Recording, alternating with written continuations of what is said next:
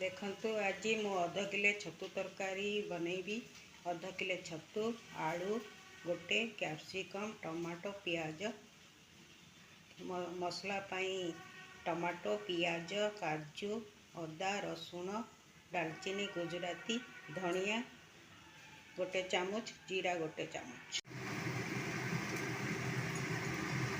देखंतु एबे मोर तेल पकेइली रखिथिबा छतु को मु ता देहरे पकेइली।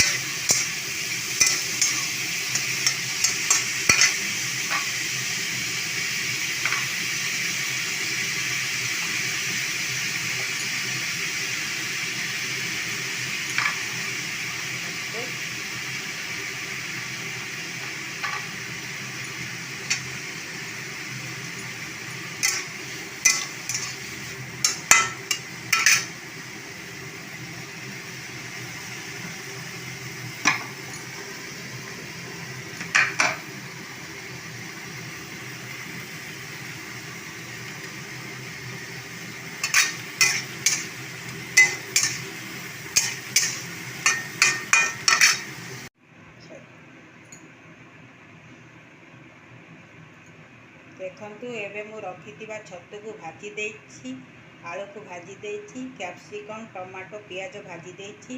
रखिथिबा मसला को मु ग्राइंडिंग कर देछि। एबे मोर कड़ाई गरम हो जाइछि, मु ता देहरे तेल पकेइ देली। रखिथिबा मसला को मु ता देहरे पकेइ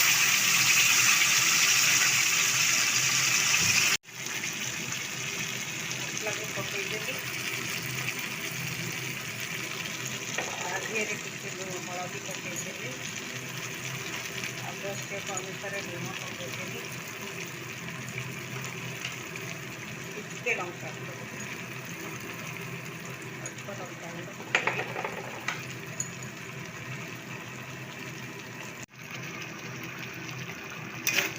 मोर मसला कषि जाइए। रखिथिबा छतु आलू को ता देहरे पकईदेली।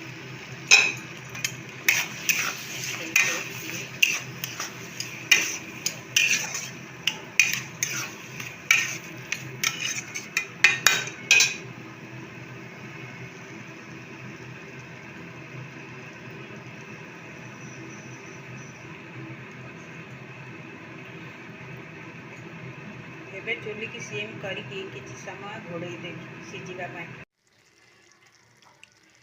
देखंतु एबे मोर छतु सीझी जाइछि। मु रखिथिबा पियाज, कैप्सिकम, टमाटो ता देहरे पकेइदेली। एबे मोर प्रस्तुत हो जाइछि छतु मसला करी।